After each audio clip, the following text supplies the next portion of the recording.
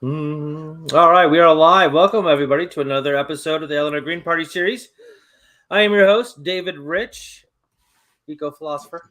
We have a recurring guest here, a very special guest. It's always a pleasure having him on, Matthew Hoh, who is a Green Party member and recent senatorial candidate for the Green Party in North Carolina. Hello, Matt. Hey, David, how you doing? Good to see you. Good. You too. Let me get this up here. Okay, that might be a little dated, but okay. How are you? Good, man. Right. I mean, it's been almost 2 weeks. So still, we're just winding the campaign down now. We're just doing all the administrative requirements to close out a campaign but taking stock and trying to figure out what we want to do next with what we've built here. Yeah, so that's good, and that's actually why I wanted to have you on so close to the last time I had you on, and so close to the election. Is like I think, especially as a third party candidate, there are a lot of things that we're learning as we go. We don't have the overarching support of 200 years of the political party experience that the Democrats and Republicans do. And the entrenched, over 200 years of an entrenched duopoly, a duopolist system, right? That has kind of ingrained the narrative that you're only supposed to have two choices, let alone the way our whole electoral process is worked or is rigged. Yeah, I mean, it's a lot to go up against. Yeah. It really is. It's very formidable, but that's part of the testimony of how wonderful the Green Party is that we're enduring. For sure. We just keep going. Like we are the David and they are the Goliaths, right, if you will. Have you heard people say, because I've heard people say before, that the Constitution is set up to have a two-party system only? Have you heard that before? I actually have. Do you understand? Nobody's ever been able to give me an actual argument. No, for it. They just say it.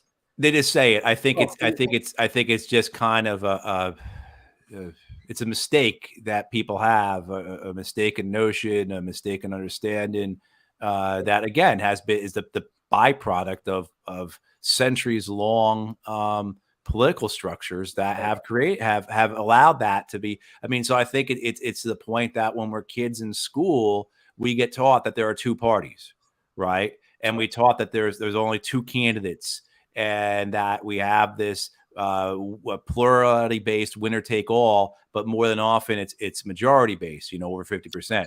And I think that just gets soaked into us, and we see it as the existing order, as this is natural. This must be what the Constitution says. This is how it should be. Yeah, and it's not. It's not what the Constitution said. And it's not what the founding the founders, the men who wrote the Constitution and created this government. It's not what they said either, but it's what we have, and the de facto reality is, I think, what people's perception is, and then of course perception is reality. Right. It's considered reality. I don't think it actually is, but yes, that is true. Yeah. I mean, George Washington is famously known for having said, "Stay away from political parties." Right. And then, of course, right after he's out, they started having him. And I think some people consider it just sort of to be like an organic unraveling of what's supposed to happen, and that you have different sets of values and political values, socio-political, economic values. You're going to have division amongst candidates. That's true, and that's okay. We want that. We want this sort of the diversity of perspective on different things, so that as a democracy, the more information we have, the better. But it's one of the most annoying and frustrating things nowadays to have all these, whether it be the environment or abortion or not. It turns out slavery was on the ballot in a few states this year. Right. Wow. And Louisiana didn't deny it. Holy cow. So, right. Exactly. Whatever the case may be, is that these things get, when all Republicans are pro-life and all Democrats are pro-choice, there's something wrong there. Yeah. The issue has been politically hijacked. Okay, I doubt that every single Democrat or even the vast majority are pro-choice, and that same goes with Republicans. I find that to be statistically extremely unlikely. But they just go follow their party's lead, and that's it.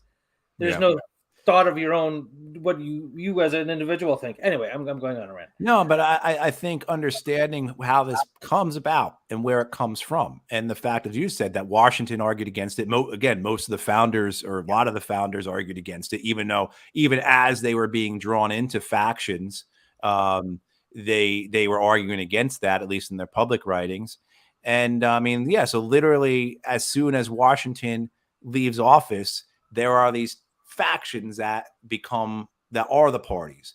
I think one of the things that's interesting to me about how does that happen? How do you have this capture of large elements of the population in just two parties? How can you divide everybody into A or B or red or blue? And I think some of it has got to do with the reality of the electorate in the late 18th century, early 19th century America, where only about 5% of people were able to vote.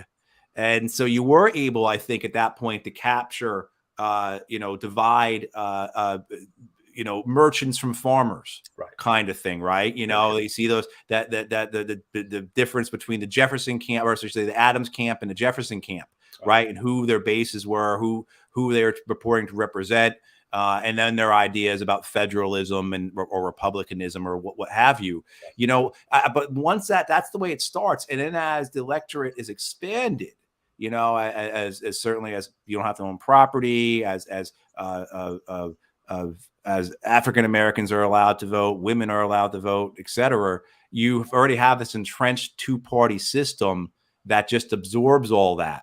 And then, of course, playing the identity, which is you belong in this camp, you belong in that camp. I mean, the fact that 2 years ago Joe Biden said, "If you don't vote for me, you ain't black," right? I mean, that I think that's one of the more revealing aspects of what our two-party structure means to the people who read it.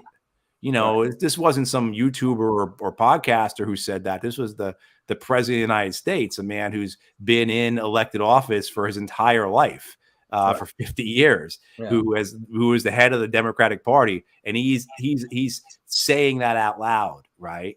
So I think it's important to understand maybe how we got to this point, in order to begin to understand how do we unravel it.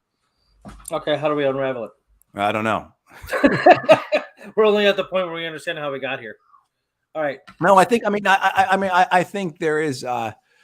There are a lot of approaches that have to be looked at. I mean, for me, I keep coming back, David, to this idea that the movements, the mass movements of the 60s and 70s that were successful, the civil rights, the anti-war, the environmental movement, the anti-nuclear movement that rolls into the 80s. They're all very successful, and the established parties evolve and they defend themselves against it. They insulate it. And one thing I think they insulate themselves with is money. But then I just had this conversation with someone, and we were talking about the same thing. They turn towards identity more, and there are reasons for that, right? I mean, certainly what happens with the civil rights movement, where the Democrats see it's in their interests to support civil rights, and Republicans see it not in their interest to do that. I mean, we're going to keep, we want to keep the George Wallace types, and I mean, there's a lot that goes into this. How do we get to this point, and how can we then, but the point being is, how does this explain how 2 years ago we can have 25 million people on the streets in the wake of George Floyd's murder and get no political change out of it? Right. And I think we have those who are engaged in this work, we have cornered ourselves. We've kind of boxed ourselves in to a duopoly of our own, where the idea is that we must either change the Democratic Party from within or change it from without. And those are the only two options. I'm not entirely sure what a third or fourth option would look like. But I mean, I think we have to get out of that idea that that our answer is going to fit neatly in a box that was built years ago. And our answer needs to look at what has not worked, what's been successful. How did they get 25 million people onto the streets 2 years ago?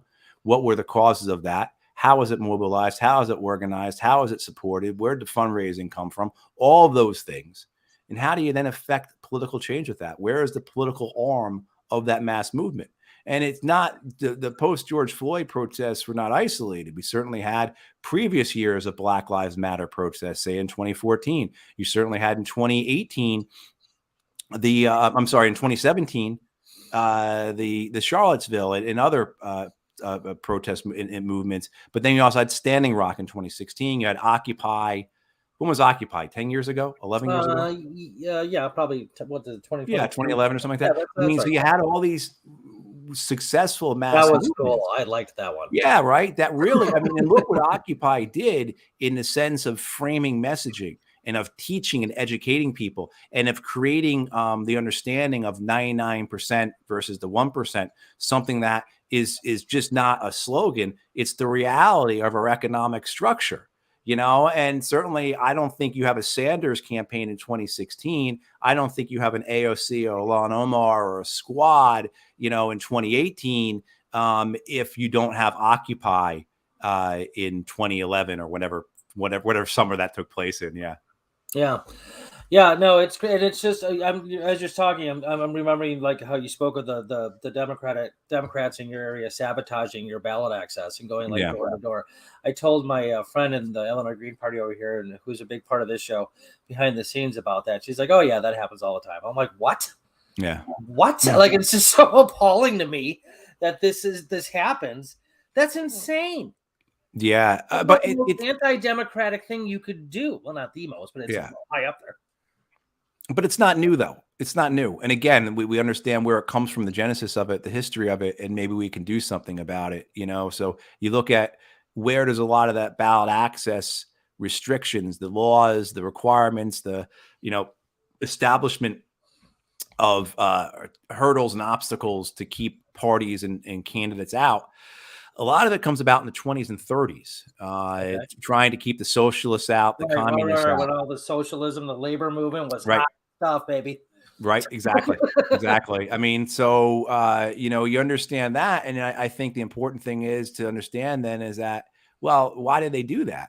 They did it because those movements were successful and they were posing a very real danger to the Republicans and Democrats. And so I think you look at what we just went through, what other campaigns went through, like your friend says happens. Well, why do they do it? Well, because they are generally afraid. Right. And if anything, look, you could say that what's it matter? This campaign only got 1%, 2%, 3%, whatever, 0.5%. But the idea is that you've got an ember flickering.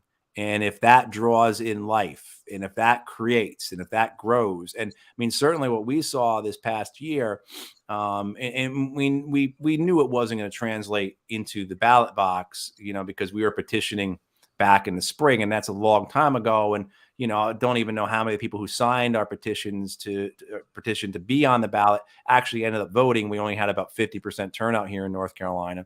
So, the idea, though, that the enthusiasm for something different, but how do you make sure the people who are enthusiastic for something different know that there's an option, know that you have, there is a reason to go to the polls to vote for somebody who's not a Democrat or Republican. I mean, as far as the Democrats and Republicans are concerned, like if it was up to them, you wouldn't be able to vote unless you had like an MSNBC or Fox News subscription, right? I mean, like they want to winnow down the voting population to just as strictly as partisan as possible, right? That's how they win. And that's certainly the effectiveness of the fear-based, identity-based, lesser of two evils type of structure. Right. So for them it's about keeping off the ballot and then suppressing any ability for people to find out that you are an option. Because if people are turned off from the political system, they're not going to go to the voting booth just to see what's on the ballot. I mean, like they've turned off. They're not going to, and if they don't know there's an option, how are they going to, the first time they see your name is when they're filling out the ballot. It's another thing. They're not going to vote for you if that's the first time they see your name. And what we found here in North Carolina, maybe it's different in Illinois, across the country, is vast majority of people had never heard of the Green Party.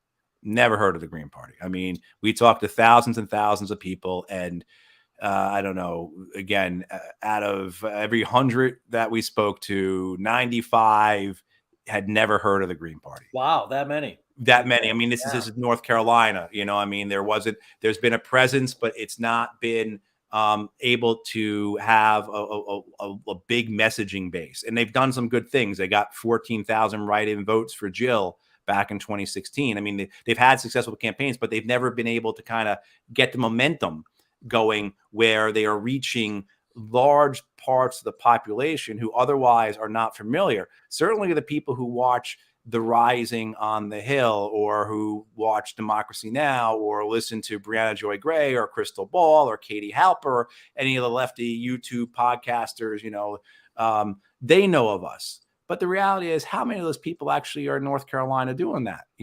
So for us, a lot of it was just trying to build out a foundation, build an infrastructure, get people to know that we are an option. Because again, if they don't know you're an option, they're not going to come out and vote for you. And that was a very real challenge for us. And, one of the things that was effective from the Democrats in terms of their suppression of our ballot access, and we had to go, people who are not familiar, we conducted a successful petitioning campaign. We turned in signatures well above the threshold required.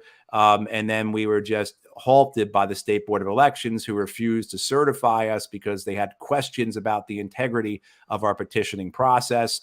Of course, there was never anything to have questions about. We didn't commit fraud. We didn't do any of the things that they accused us of. But we did have to go to federal court, and this took up our entire summer, used a lot of our resources. And so it affected our campaigning and our ability to tell people who we are. So they're very, I guess I'm trying to say, they're very good at what they do, the Democrats and Republicans, and we have to be equally as good in order to counter that. And we have to do it in ways that are different, that don't have the resources that they have, but do things asymmetrically, right? Because if we look at them as an edifice that we're up against, you just can't run headlong into the edifice. You just can knock yourself out, right? So you got to find cracks in the edifice to, stick your spike into and, crack open, exploit, et cetera, et cetera. Okay, that's interesting, because I've heard some people say to me, not many, but that they think that like there are two major third parties. That's the Green Party and the Libertarian Party. Right.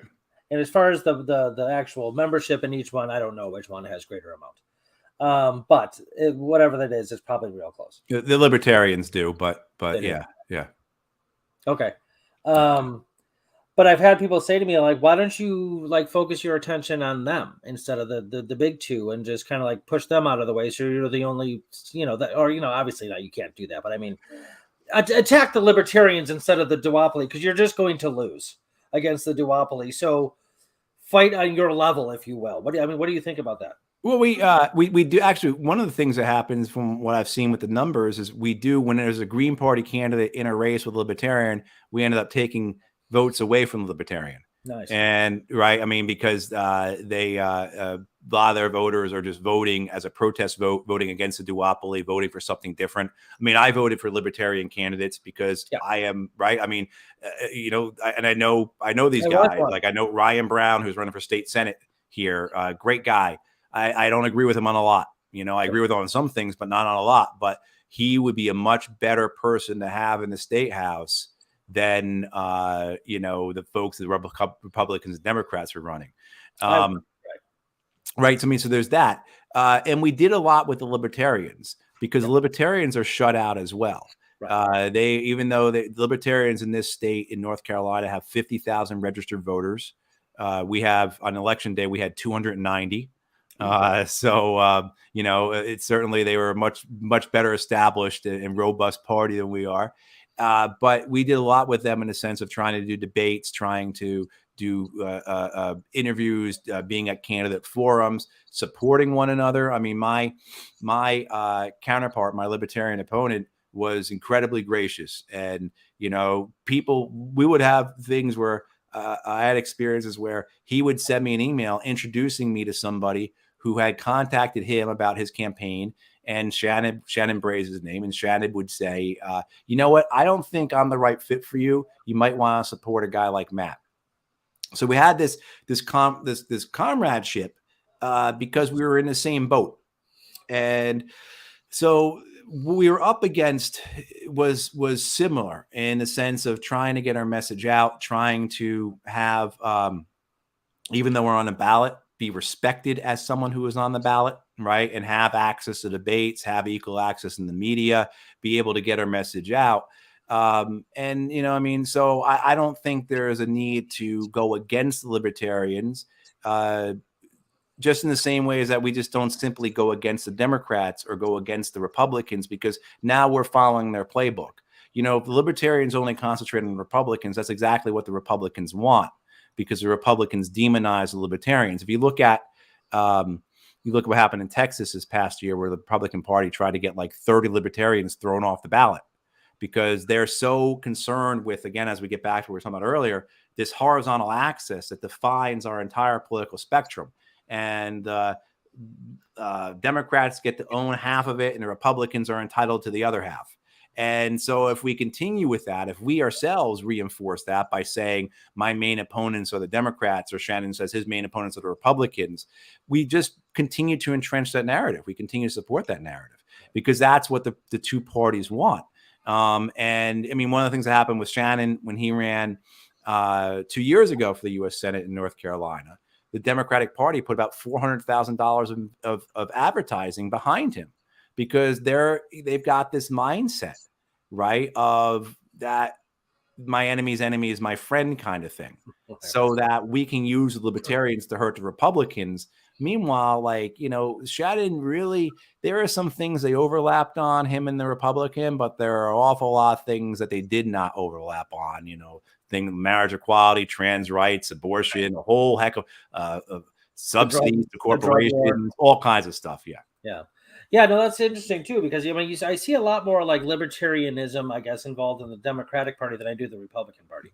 The Republican Party, when they say liberty and freedom, they mean the liberty and freedom to make money. That's usually what they mean, because they want to tell you who you can and can't marry, who you can and cannot have sex with, you know, the list goes on and on. Where the Democratic Party is fighting for your rights as an individual to be trans, to be gay, to marry whom you want to marry, and that kind of thing.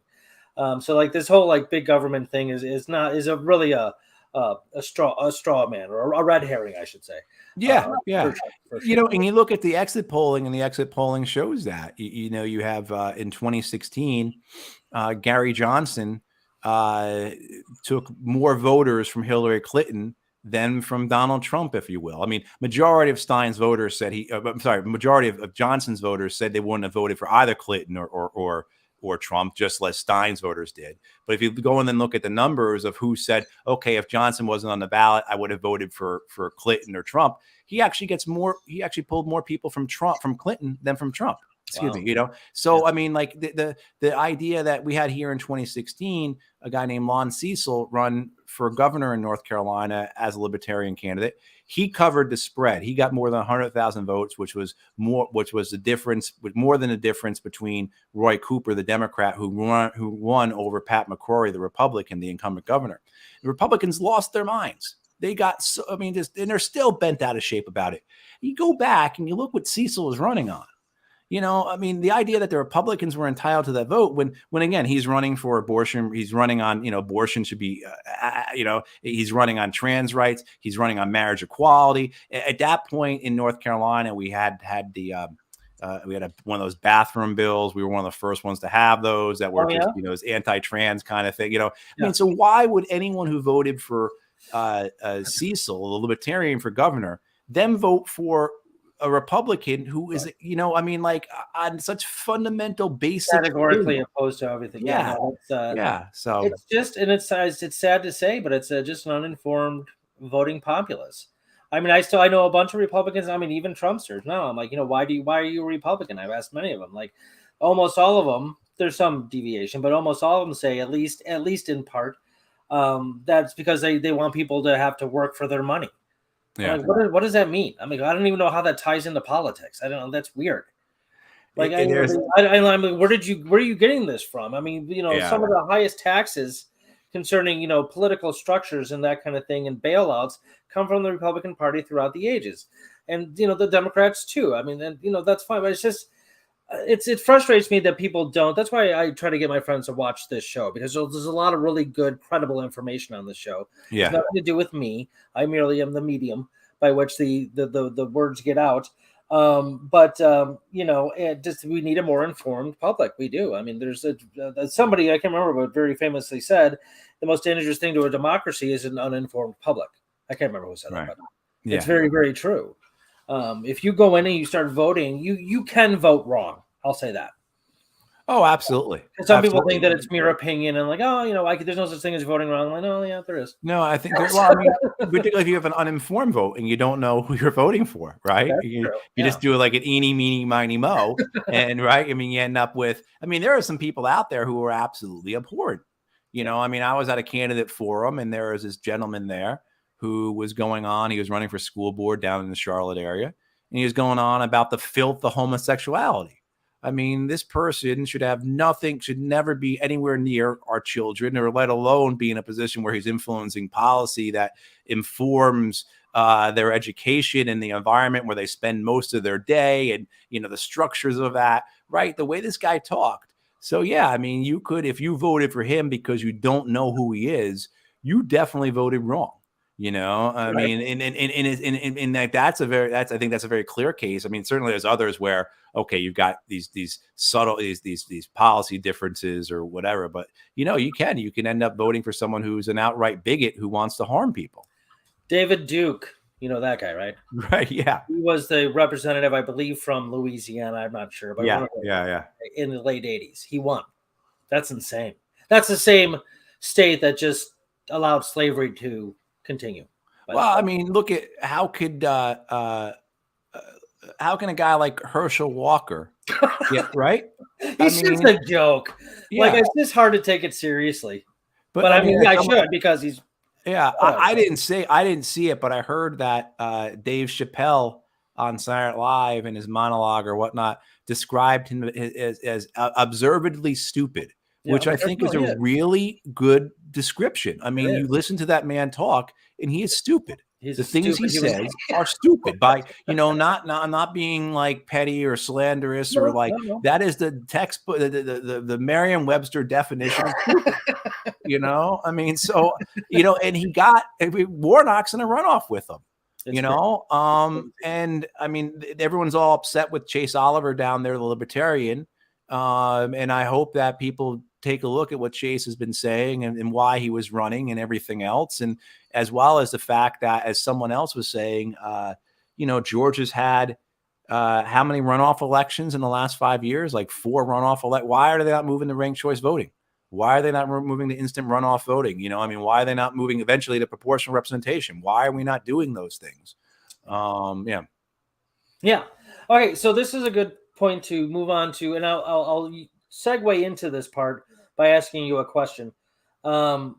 You're pretty high profile, I'm noticing. I mean, like, not like Joe Biden high profile, but your name, I mean, I interviewed on Al Jazeera. I mean, some big stuff there throughout the years, and it had to do a lot with your disenchantment, if you will, while serving in the Pentagon, right? After the war, right when you came. Do I have that chronology right? Well, I ended up going to the State Department, and I resigned in protest over the escalation of the Afghan war in 2009. That's where my media. That's how I become a media darling, if you will. Yes, and I will. You are a media darling. I love that phrase, a media darling. But in light of that, has anybody from the Democratic Party at least tried to recruit you to the Democratic Party? There were. I was approached at times over the years about it. Someone would say, very informal though, very informal, very casual. Because the work I did, I was at a think tank, so I was based in Washington D.C. and I did a lot of work with members of Congress and their staffs in the policy community. Anti-war stuff, but suit and tie on, that type of level.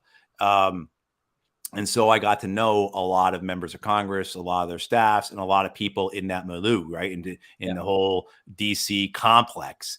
And I also was on the board of directors for a 501c4, a PAC, for 5 years. And I mean, so was involved in that aspect. And so I went to a lot of holiday parties and cocktail parties and that kind of thing. I was always an independent. Green Party was the first party I ever joined, which was in 2020. So I never was a member of the Democratic Party, but there were certainly times where people would say, again, in the casual setting, have you ever thought of running, but I was never recruited per se. And certainly it's not anything I think is going to happen now. Right. So not that I'd be interested in that anyway, but like, yeah. So, but certainly my experiences being in DC, look, I went to the Pentagon with the Marine Corps. The Marine Corps sent me to the Pentagon in 2002, so 20 years ago, and I was the Marine Corps' White House liaison officer.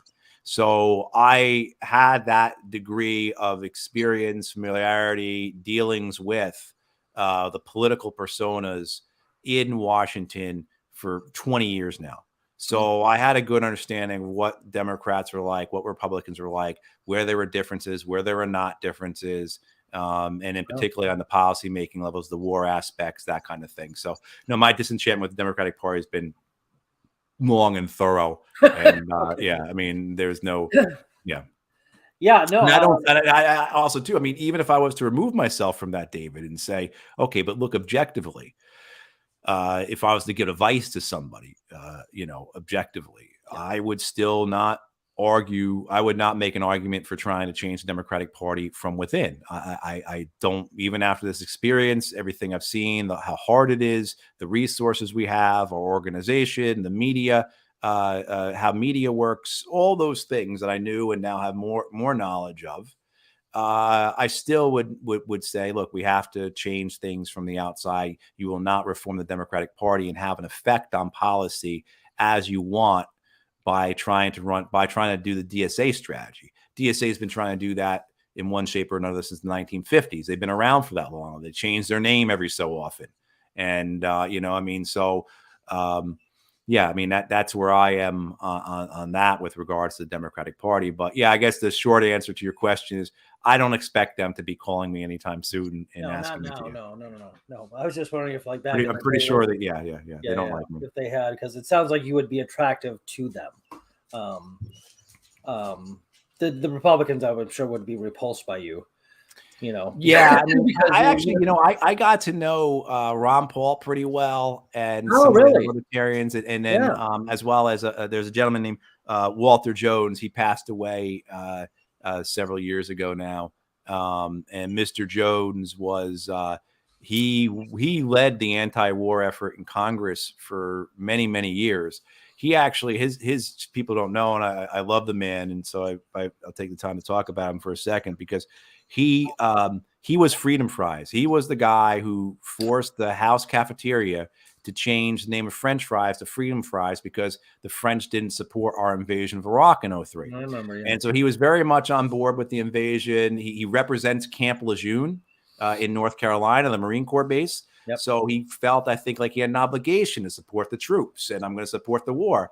And then what happens? The war starts, and he keeps going to funerals, and what he knows about the war does not match up with the funerals he's attending. He can't reconcile any of it. And as it goes on, Abu Ghraib, the realization that there never were any weapons of mass destruction is all one big lie. The refusal of the Republican Party or the Democratic Party to do anything, he challenges it, and he's the most prominent anti-war critic in the U.S. House for up until his death. And he was a good man. I mean, I probably on our policy stuff we completely disagree on a whole host of things, but certainly in terms of his principles that led him to become a pariah within his own party, the Republican Party hated him, and they primaried him a number of times. And he was the longest serving House member to not have a committee or a subcommittee chairmanship. John Boehner hated him, absolutely hated him. Kevin McCarthy hated him. What's his name? Romney's running mate. Eric Cantor hated him, and whoever Romney, I'm blanking on the guy from Wisconsin, who ran for VP, right? But they hated him because he stood up against the war. And he stood up against the White House. And so you do have those folks that were out there, but that's true. I mean, libertarians are very anti-war, and Ron Paul and Rand Paul are the Republicans by name, but I mean, their ideology is very libertarian. So I could see that. Very cool. All right. So then that segues into, can you talk a bit about your time in the State Department and how that went and how you got to the point where you're like, okay, this is crazy. This should not be happening. And you started moving away from that? Yeah, and I mean, I went to the wars and as a Marine, and then with the State Department, and yeah, I mean, certainly, um, it's you lie to yourself. You lie to yourself continuously. You lie to yourself about the things that you're directly involved in, as well as the overall arc of American history. And certainly, you think that for some reason, I think a lot of us are guilty of this. Not, I mean, certainly, I don't think a lot of members of the Green Party are guilty of this, but people like me are, where you believe you think that your generation is different, that the continuous line that runs through American history that someone like Zinn or Chomsky would point out, right? That you can start with the doctrine of discovery, the conquest of the Western Hemisphere, the genocide of the native peoples, the African slave trade, all those things that then roll into colonialism and imperialism, that run into the Spanish American War, the taking of Hawaii, all that stuff, right? Goes through the Central American Wars of the 80s, up, the Vietnam War. That continuous line that you understand somehow doesn't apply to you now. And it's a lie we tell ourselves. And so I certainly was caught up in that. And there was other aspects of it. But, I by the time I get to Afghanistan in 2009 and with the State Department, a political officer, and yeah, I'm morally and intellectually broken. Because I had taken part in these wars, and the regret and the shame I have of that is defines a lot of my life. It still does. When I get to Afghanistan, I have been in Iraq War, and I've been doing policy work with the Department of Defense or the State Department in DC. So I just been fully involved with these wars for the entire time. And, I'm desperately hoping that the reality on the ground in Afghanistan will be fundamentally different from my intellectual understanding of it, as well as my experiences in Iraq. And what I find is that there is no difference between the war in Iraq and Afghanistan. There is no difference between the Obama administration and the Bush administration, And so, yeah, after seeing that, after giving it 5 months, again, being intellectually and morally broken, I, resigned in protest over the escalation of the war in 2009 by the Obama administration. And, at that point, start working against the wars, through a think tank, as well as through other organizations, more on the ground, street level stuff with groups like Code Pink and Veterans for Peace, so doing both hey, I've got a suit and tie on, I'm going to, meetings in the Capitol building, but also being out on the street and put my body into the effort, So I think I came into this political campaign having a good degree of experience at those levels, right? So having both in the streets, putting your body into it, as well as having that type of okay, this is how the sausage gets made. This is what it really looks like. And so I think I had a pretty well informed in terms of why I was doing this and why I thought that this was the way we have to go. Because kind of as we were saying earlier, we have these mass movements, but how does that actually affect political change? Where's the political arm that is that is responsive to the larger body to which it belongs? And so that's what I would like to continue to help with, is that type of political operation to try and get the political change that can come from these mass movements that we need, because it's not going to occur otherwise. Certainly by trying to getting back to change the Democratic Party from within and get them to somehow embrace Medicare for all, say, without posing an existential threat to the Democratic Party, it's not going to happen. None of these people are going to give up their power. None of these people are going to give up the money they receive. None of these people are going to give up the good thing they have going without a threat.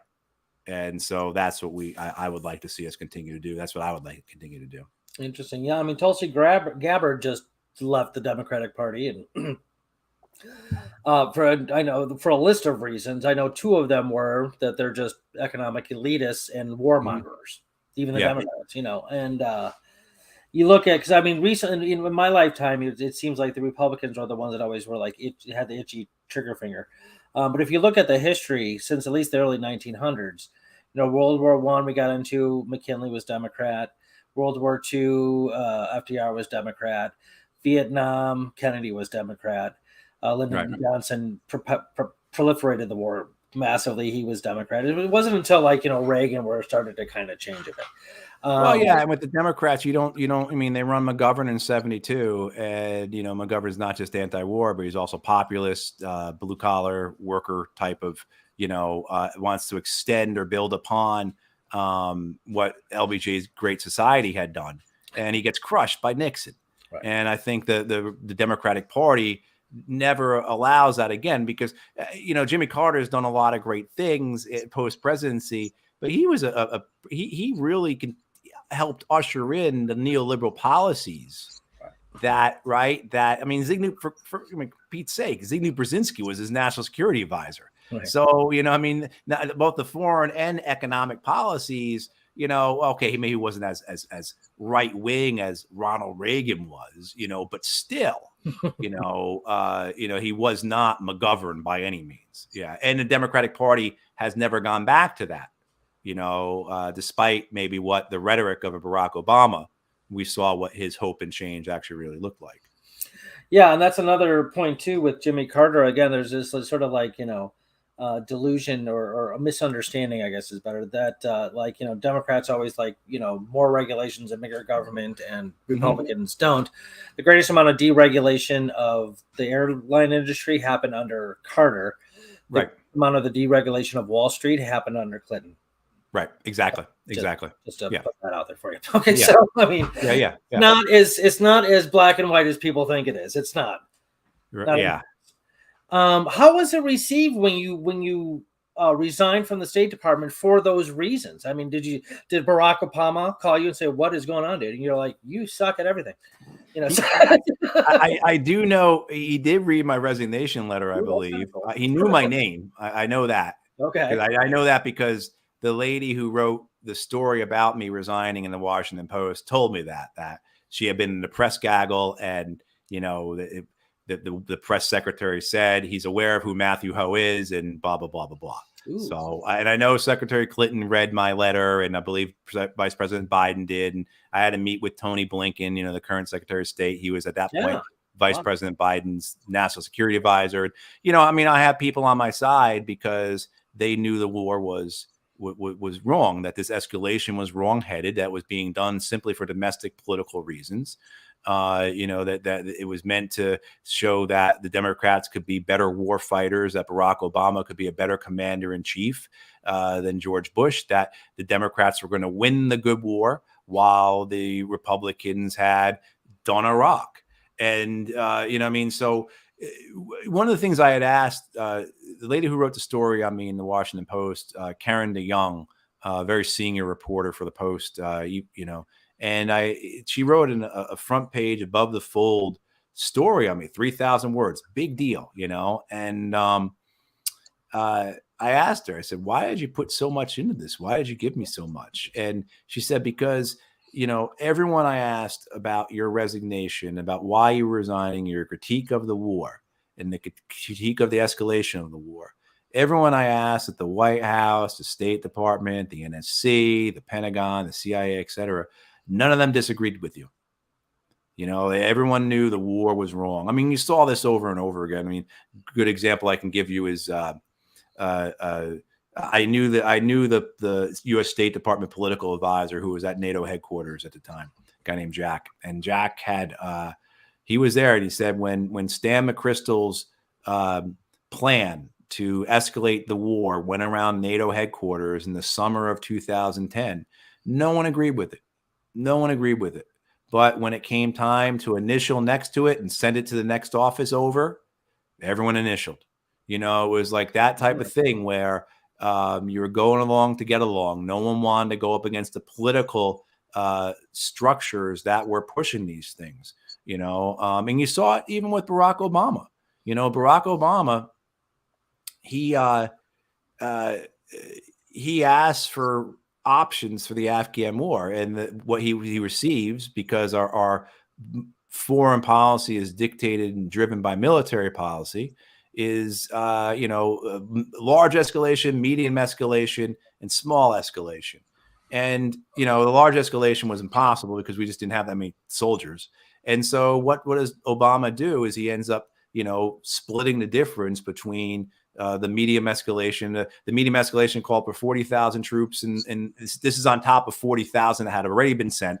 So the medium escalation calls for 40,000 troops. The smaller escalation, which Joe Biden supported, this belief that Biden didn't support the escalation of the war in 2009. It's completely untrue. He just supported an escalation that would have provided for 90,000 American troops in Afghanistan, as opposed to the 100,000 over there. But Obama does. He splits the difference and says, okay, here's 40, here's 20, let's do 30. I think that's very Barack Obama. But I mean, you had where the desire, the interests, the atmosphere of Washington, D.C. was for military victory. And of course, the way the military industrial complex is set up, the way the money flows, the way the policy making is worked, all those types of things provided no other option besides escalation of the war, even when everyone who was looking at this, with the exception of the of some crackpots in think tanks, some crackpots at the Pentagon, some crackpots at the NSC, these true believers like a General Petraeus or Stan McChrystal, other than those crackpots, no one thought the escalation of the war in Afghanistan was going to work, but they all went along with it. Because it was the best thing for them. It was the best thing for their careers. It was the best thing for their organizations, their institutions. Politically, it was the best move. I mean, one of the things I understand is that at some point, David Axelrod had a conversation with Barack Obama. And this conversation was that, this Afghan thing, we both know we shouldn't be doing it. But if a bomb goes off in Times Square next year, this is going to cost you the election in 2012 because you didn't escalate the war in Afghanistan. They're going to say you're soft on terror. You're letting the Taliban win. They blew up a car in Times Square, right? I mean, you could see the politics of it. And the other thing, too, is that when I resigned, John Murtha, who former late congressman, well, he died in December of 2009, but he was one of the first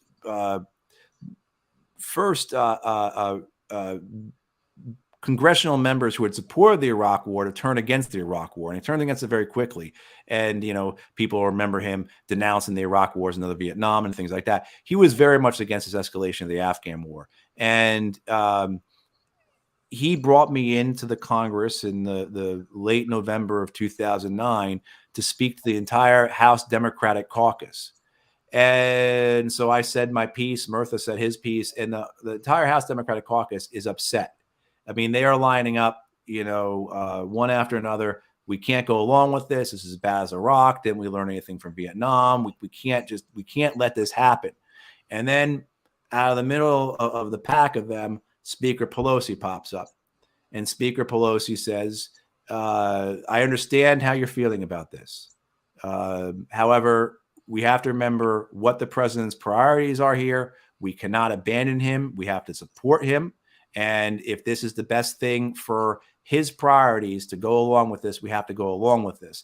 And what she was talking about was that week before, this was like a Tuesday or a Wednesday. And on that Friday, the House had just passed a major aspect of the Affordable Care Act of Obamacare, right? They had just a big victory for Obamacare had just happened. And that's what she was talking about, was the president's priority is Affordable Care Act. We cannot challenge him on the Afghan war because that will hurt him politically. That will pull away some of his political capital. That will cause dissent. That can cause disruption. That will give the Republicans ammunition, on and on and on. This was already late 2009. So they're all, getting ready to start running again in 2010. Do you want to be considered like un-American? Do you want to be considered soft on terror, a typical weak-kneed Democrat, kind of like we were talking about? All those things went into it. And yeah, I mean, there was no, you had some stalwarts in the House and a couple in the Senate that were against the escalation of the Afghan war, like a Jim McGovern or Barbara Lee, Walter Jones, Ron Paul, the ones we spoke about already, a couple in the Senate, a guy like Jeff Merkley or someone. But not until the White House gives a signal that it's okay to start dissenting against the war from within the Congress does it happen. And that happens in late 2011 or so, because at that point, what the Obama administration plan was to send a lot more troops to the Afghan war, make it look like we had done a lot, make it look like we had put in troops there, won the war, and then get them out and, declare victory and go home. Very similar to what Richard Nixon did in Vietnam, right? And you have a decent interval. And just in this way, it's the Afghans' fault why the war was lost. Just like it was the South Vietnamese. We left in 73. The North Vietnamese didn't win into 75. Yeah. You had that decent interval, right? It wasn't our fault. Vietnamese fucked it up, right? Like that kind of thing. So I mean, that I think was a lot of the Obama strategy. So in 2012, you start seeing this a lot more members of Congress getting on board with getting out of Afghanistan. And certainly MSNBC, the Democratic media organ, is all about getting out of the war at that time too. It's if you go back and look at how all that worked. And then, of course, what happens is the war in Syria happens. The Islamic State takes half of Syria and northern and western Iraq, and the Republicans then use that to say, look, this is what happened because Barack Obama pulled out of Iraq, which is completely untrue. That happened because we supported the Islamic State in Syria trying to overthrow Assad. That's what happened. But that's not going to be spoken about. That's too complex, too nuanced, and it goes against the narrative. So what happens then is the Obama administration at that point, I believe, says we can't afford to get out of Afghanistan. It's too politically dangerous. It's too costly. We'll get crushed in the midterms. And how's that going to set up Clinton in 2016 if we are, we've lost the war in Iraq and now we've lost the war in Afghanistan. I mean, so you get back to this point where just like you get taught like in international relations class in college, the domestic politics are the fundamental roots of your foreign policy. Wow, that is absolutely, it's repulsive. Like my stomach is turning to think that how flippantly and easily they can just decide this sort of intense fate of tens of thousands of people. Right. They're just numbers to these people, like David Axelrod or whatever. Like, we got to stay in there for your own political sake. Like, okay, how about 30,000 nameless, faceless people to me? Right. And it's just, I never understood that. And then we could talk about the military another time because I would actually like to talk to you about that more, like your experience out in Afghanistan. Can you, in 60 seconds or less, because it was wholly unexpected when Biden pulled us out and like gave the government back to the Taliban. Everybody's like, wait, what? That's crazy. What happened? Oh, I mean, we lost the war is what happened. How did we lose? How did the greatest in the history of mankind lose? So when we escalate the war, when the United States and its NATO allies escalate the war in 2000, really the escalation of the war begins in 2005. Okay. But by the time you get the Obama administration in there, and look, when Barack Obama comes into office, there are 30,000 American troops in Afghanistan, about 15,000 NATO troops in Afghanistan, maybe 20,000, and about 50,000 contractors. Not even that many, 30,000 contractors, I think. Okay. A year and a half later, by summer of 2010, there are 100,000 American troops in Afghanistan, 40,000 NATO troops in Afghanistan, and 100,000 contractors. So you have a 250,000 man army in Afghanistan, and it doesn't defeat the Taliban. It doesn't win. What you do is you strengthen the insurgency. The insurgency, I mean, and this is anyone who was there will tell you, I mean, who's honest about it. The insurgency was about the occupation. It was the continuation of a civil war that we had basically started in the late 70s along with the Soviets.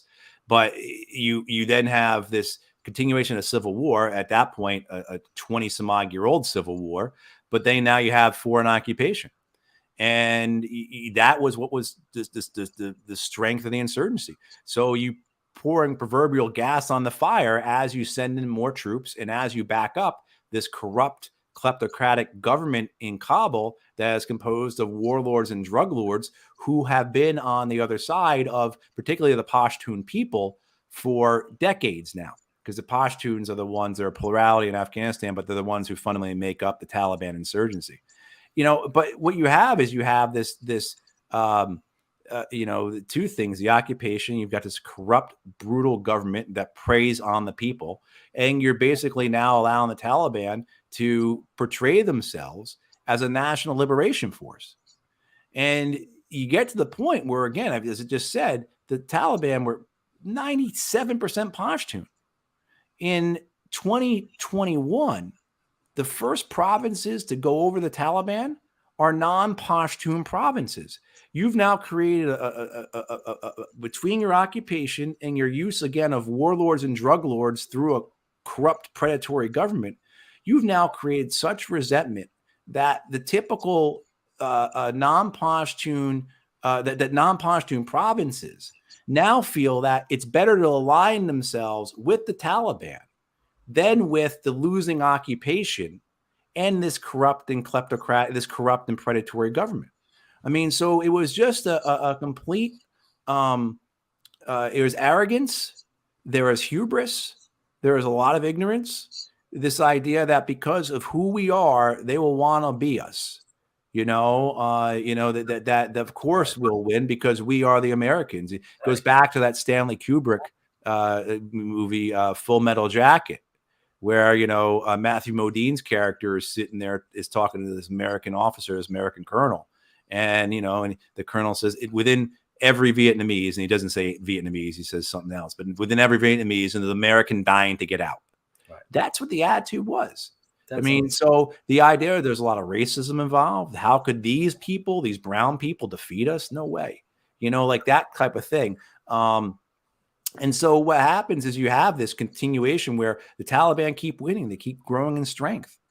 And you then have Trump enters into the Doha agreements. I know I'm taking way more than 60 seconds, but Trump enters into the Doha agreements in February 2020 with the Taliban saying we're going to get out. And you have two things happen.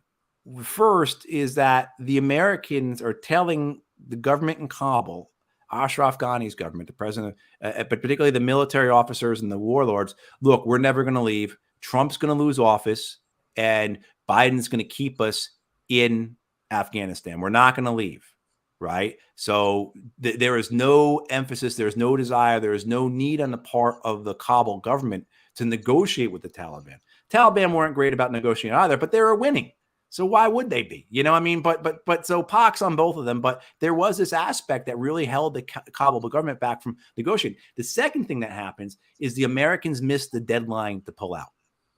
Okay. And the Taliban warned them. And they say, if you don't make this deadline, we're going to, rip up the agreement and we're going to win the war ourselves. Got to remember that for the entirety of the time of this agreement, almost 18 months from the time of the signing of the agreement to the time the last American pulls out of Afghanistan, the Taliban never kill one American or NATO soldier. They honor that. Kill a lot of Afghan soldiers, sure, but they honor that. I mean, the idea that you couldn't work with these people, you couldn't deal with them. I mean, the Taliban, when they go to take Kabul, or when they're taking in the summer of 2021, as Afghanistan is falling apart, this house of cards is coming down, as the Taliban are now at the gates of Kabul, basically, unexpectedly. They didn't realize their plan would work so quickly. They thought it would take many months longer than it did. It didn't. That's how rotten and how corrupt and how degraded the Afghan government that we kept in power at the cost of $300 million a day was. This is what we had created there. With the Taliban turned to the American military. This is in August of 2021, and say, we're not ready to take over the capital, and we don't want to see this thing implode. Can you take over and run the capital? They say this to American military in early August 21. This comes from the American general in charge. I mean, this is not something, this is what happens. And the Americans say, no, we're getting out. And so the Taliban go over, they take control of the Kabul. And then from that time forward, the Taliban actually protect the Americans. And if you talk to guys who are there in the very last days, as there's almost no American, as the last of the Americans are getting on planes and leaving, you have very little American forces there to provide security. The Taliban are providing almost all the security at the airport at that point. This is after that terrible suicide bombing that kills, 180 people or so, which was done by the Islamic State. So you have like a fundamental, a deliberate misunderstanding of the Taliban, who they are, what they're trying to accomplish, and whether or not you could work with them.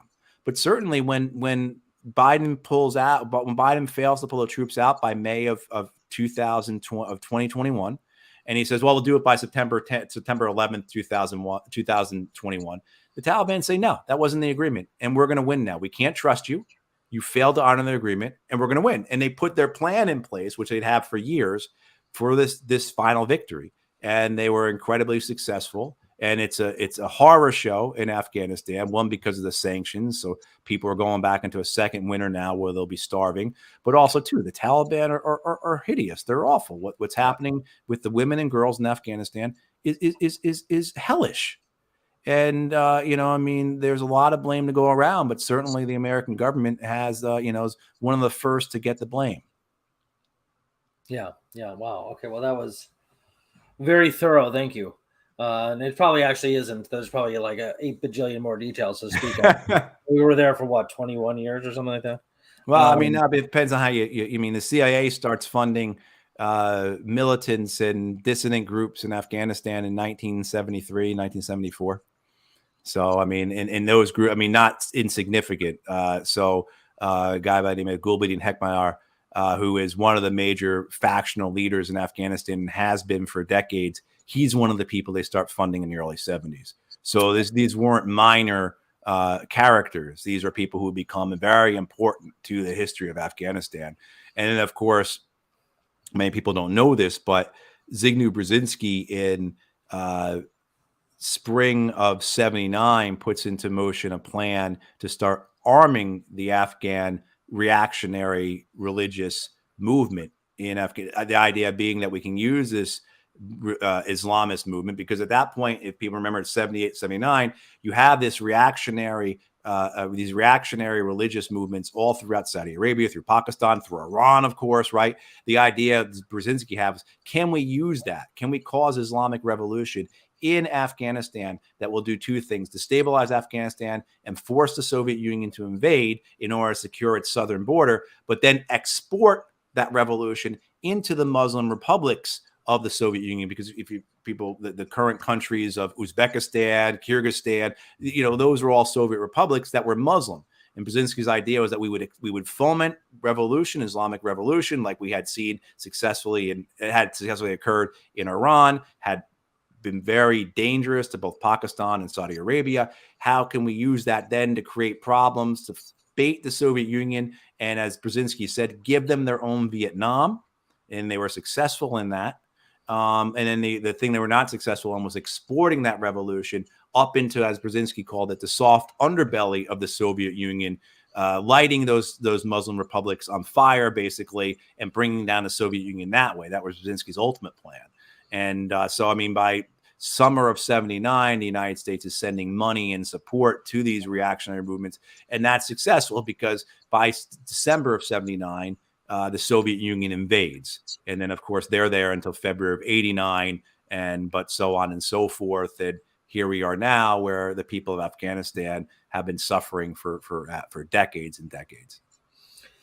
That is absolutely disturbing and horrifying and fascinating all at the same time. I think I know only a little bit about like the CIA's intervention in other countries' politics and wars and coups and all sorts of stuff like that. You seem to know a great deal, and maybe we should have you on again to just spend an entire episode talking about that, because I think people would be surprised, shocked, and repulsed by how much the American military has intervened in around the world and caused all sorts of problems that did not need to happen.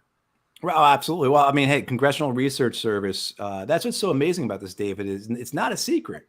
It's all out in the open. Right. And the Congressional Research Service earlier this year, I think March or so, put out a report that since 1991, so since the end of the Cold War, the United States has conducted more than 250 military operations around the world. Whether it's the invasion of Iraq or a coup someplace, or, but 251 military operations in 31 years. I mean, that's, yeah. But and that's major stuff. I mean, yeah. I've heard, and I can't think of a specific example like right now, but like of overthrowing democratically elected leaders because they weren't in our interests. Right. Yeah, they weren't. I mean, Tom Cotton said it well. Of all people, the senator from Arkansas said it well this weekend. He described it as, look, it's not about principles. It's not about values. It's about whether you're pro-American or anti-American. Right. And at least Cotton is honest about that. That's very honest. Yeah. Yeah.